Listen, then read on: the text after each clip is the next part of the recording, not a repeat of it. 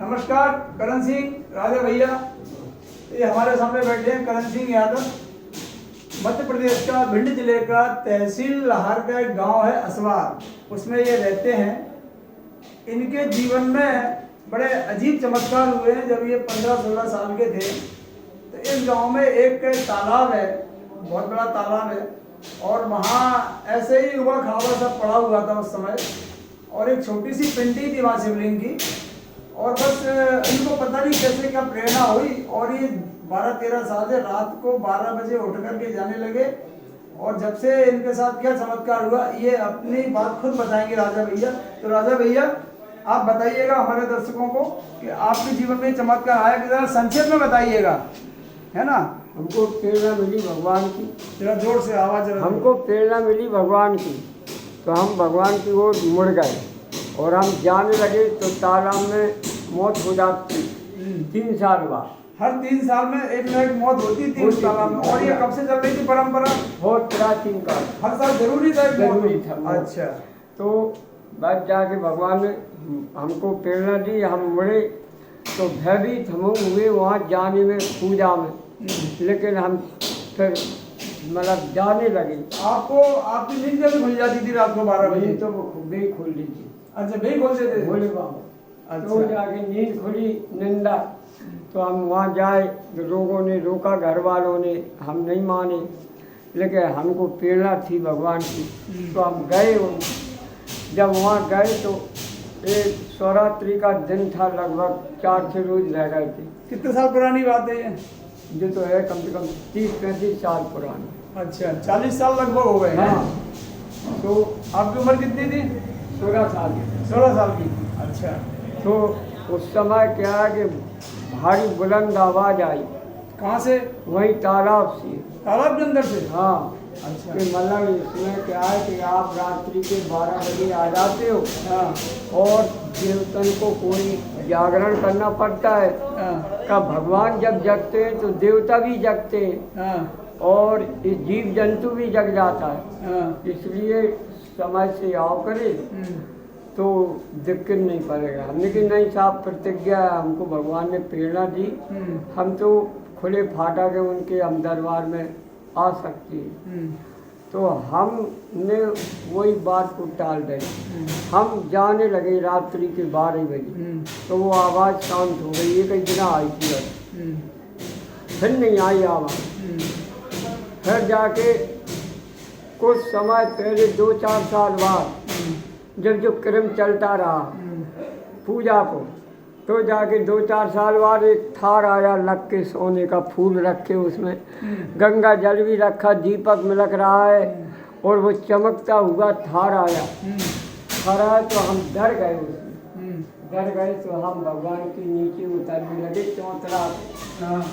तो वो थार वहीं मतलब आरोप हो गया, फिर वो यहाँ चला गया, पिंडी तक नहीं आ पाया। अच्छा।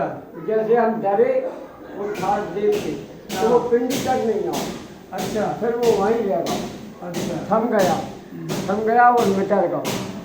मिटने के बाद फिर हम लोगों से कहा, बोला किसी से मत कहना, क्योंकि भगवान का वो था।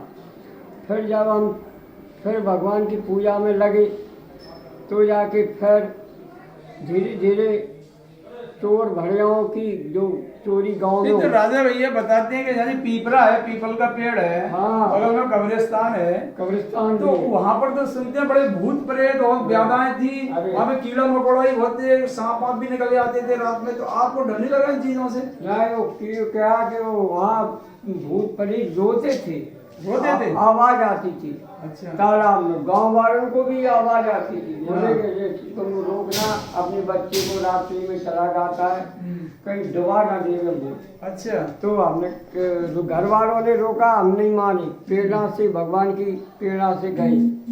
तो जाके वो भूत रोते रोते हमने ओम नमः शिवाय का जाप किया। वो जब ओम नमः शिवाय का जाप किया भगवान का, तो 3-3 घंटा चला।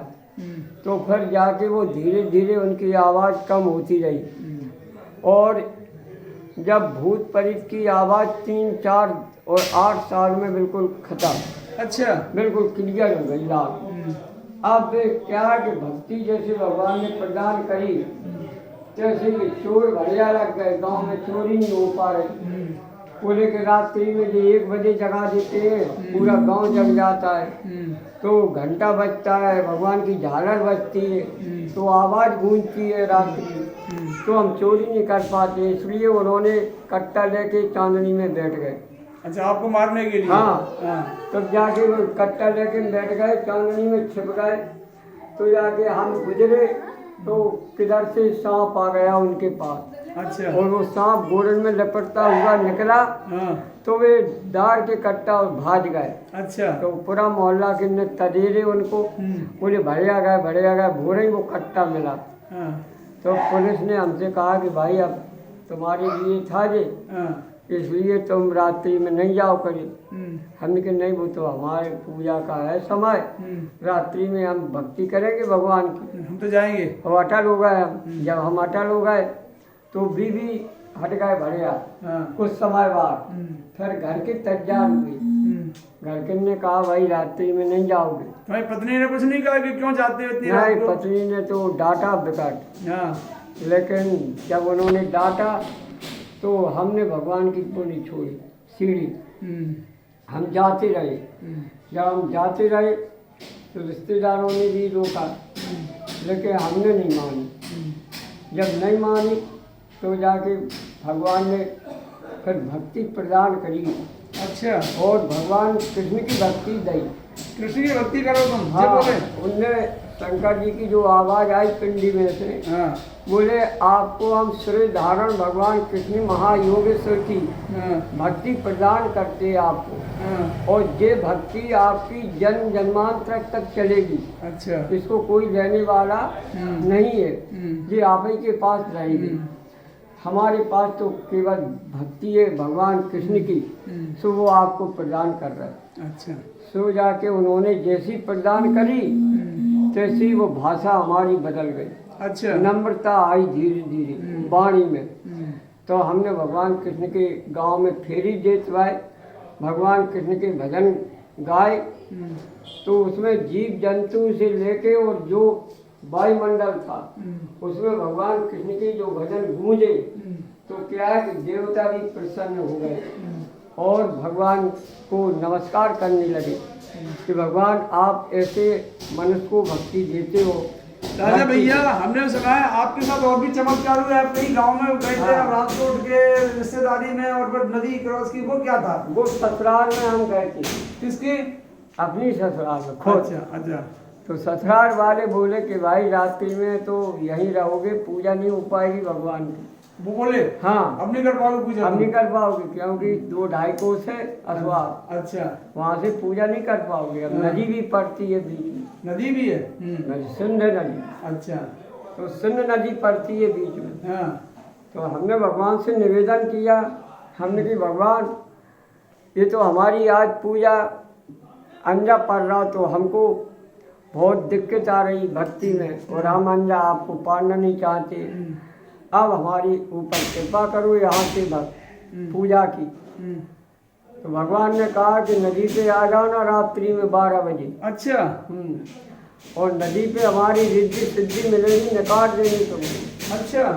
ये बोले तुमसे? खुद भगवान। अच्छा। तो हमने कहा ठीक है, अब नदी पे रात्रि के 12 बजे आ जाएंगे। तो हम रात्रि के 12 बजे नींद खुली तो हम नदी पे पहुंचे। अच्छा, वहाँ सब सो रहे? सब सो रहे गांव में। हाँ। किसी को पता नहीं। जब नदी में पहुंचे तो नदी भयमार थी। अच्छा। बहुत चल रही थी नदी? बहुत पानी था? भयमार थी नदी। अच्छा। हमारा माना खूब पानी था? खूब पानी था अगंड। तो नदी में हमने भगवान का ध्यान किया, कपड़ा मुड़ी से बांधे। अच्छा। तो जैसे हम कूदे नदी में छलांग मारी, जैसे बालक हम दिखाने ठाड़े डांडे पे। अच्छा। जब हम बालक दिखाने पिछाई को मोड़ के देखा तो नदी का पानी बह रहा है भयमार। अच्छा। तो जाके हमने भगवान को वही नमस्कार करते हुए और सीधे आए, तालाब पे आ गए गांव में 2.5 कोस। अच्छा। और जाके हमने 2 बजे यहाँ बाल्टी मांगी एक जने से। उसने कहा कि भाई आप कहाँ से आए हो? हमने की वही ऐसी ऐसी बात है, पूजा करने के लिए हम ससुराल से आए। बोले कि फिर आप रात्रि में नदी पड़ती है, रात्रि में नहीं जाना, नहीं डूब जाओगे। हम कि नहीं जी। और जाके हमने भगवान की पूजा करी और झालक बजा के हम वापस हुए। तुरंत तो जाके नदी पे फिर पहुँची। तो हमने भगवान का फिर ध्यान किया। भगवान बोले आंखें मीच ले। अच्छा, तो हमने आंखें मीची और तुरंत बालंग थाले दिखाने, बालंग पहुंच गए। बालंग पहुंच गए। जब पिछाई मुड़ के देखा तो पानी बह रहा है बहुत अगध। तो जाके हम कर गए धीरे से करके, वो जाके वहाँ 4 बज रहे थे गाँव में। जब हम पहुँचे तो 4 बजे उनकी कोलाहल होने लगी थी गाँव की। उसी में हम हरे के जाके आराम से खटिया में पड़ गए। अच्छा, फिर हम सो गए। रात भर का जो मैटर था भगवान का, सुबह इधर गाँव में हमारे लिए तो भाई तुम्हारा बच्चा कहीं गया है। अच्छा, हमारे परिवार वालों से कहा किसी लोगों ने कि बोले गए तो है, वो उधर ससुराल में गया। बोले नहीं, वो तो पूजा यहीं कर रहा था रात्रि में। अच्छा, तब उनको विश्वास नहीं हुआ तो वे यहाँ से उन्हें आदमी भेजे तो देखा वो डूब तो नहीं गए कहीं। अच्छा, जब हम वहाँ गए वे आदमी तो हम वहाँ कभी खटिया में सो रहे थे। अच्छा, वो कपड़ा निचल रहे थे पानी। तो जाके मैंने कि भाई तुम कैसे आए यहाँ? बोले कि वो पड़े यहाँ। बोले हाँ रहेंगे, वो सो रहे। बोले वे रात्रि में असवार में पूजा कर रहे थे। अच्छा, बोले रात्रि में क्या? अरे तो सो रहा है, तो पूजा कर गए रात्रि में। तब वो साबित हुई। अच्छा, रात को मैंने आप पूजा करे आए, नदी में चले गए, वापस आ गए, फिर लेट गए भाई। लेट गए। किसी को पता नहीं होती? किसी को पता नहीं। फिर वापस खुलासा हुआ। अच्छा, तो ये और एक आपने वो कराई थी भागवत, उसमें भी भागवत में आप भागवत का जो मैटर रखा था गांव वालों ने। भागवत में इनके साथ क्या हुआ था कि किसी यादव को वो बनना चाहता था पारीक्षक, और वो कह रहा था कि किसी यादव के माध्यम से ये भागवत होगी, लेकिन ये राजा भैया आ गए, लेकिन नहीं, भागवत तो किसी ब्राह्मण के द्वारा होगी। लेकिन वो नहीं माना। तो फिर वो ऐसा लगा कि इनने की कल 100 बताओ नारियल, इन्हें कल से भागवत शुरू। लेकिन इनने कहा भगवान जी कैसा अनर्थ हो रहा है, और यहाँ तो किसी ब्राह्मण से होना चाहिए। और दूसरे जब वहाँ पे जो कोरोना का लॉकडाउन लग गया, तो देखिए भगवान की कितनी बड़ी कृपा हुई, क्यों भागवती कैंसिल हो गई। फिर बाद में 2-3 साल बाद इनने करवाई, ब्राह्मण वहाँ पारिषद में भागवत बाँची और ये पारिषद बने थे। इस तरह से इनके जीवन में ये घटकर, और ऐसे छोटे मोटे घटनाक्रम इनके जीवन में जब से लेकर अभी तक चल रहे हैं, और तब से निरंतर इनकी भक्ति बराबर बनी हुई है। रात को 2 बजे, 1:30 बजे, 2 बजे उस तालाब तक पहुंच जाते हैं, वहाँ उन्होंने भक्ति करते हैं, घंटा बजाते हैं, पूरे गांव में शोर सुनाई देता है, और पूरे गांव की गलियों से होते हुए जाते हैं। इस तरह से इनकी भक्ति निरंतर चल रही है। और ये इनका कोई पूरे जन्म का ही कोई संबंध रहा होगा भगवान भोलेनाथ से, जो आज इस रूप में चल रही है। और अब उस तालाब पर इन्हीं के वजह से काफी बार विकास हो गया है। वहाँ आज अखंड रामायण चल रही, पिछले 5-6 साल से जो अखंड रामायण निरंतर चलती रहती है। तो ये राजा भैया का चमत्कार था, जो इस तालाब के किनारे आज जो इतना विकसित हो गया है सब कुछ, और इस तरह से इनकी ये पूजा चल रही है। और हम तो कहते हैं भैया राजा भाई जो है ये निरंतर इनकी भक्ति बनी रहे, इनका जीवन इस तरह सफल हो। तो ये इनकी कहानी थी जो राजा भैया ने खुद अपने मुँह जबानी सुनाई है। भैया राजा भैया आपका बहुत बहुत धन्यवाद, जो आज ऐसी भक्ति करते रहें। जय भोलेनाथ, जय राधे राधे।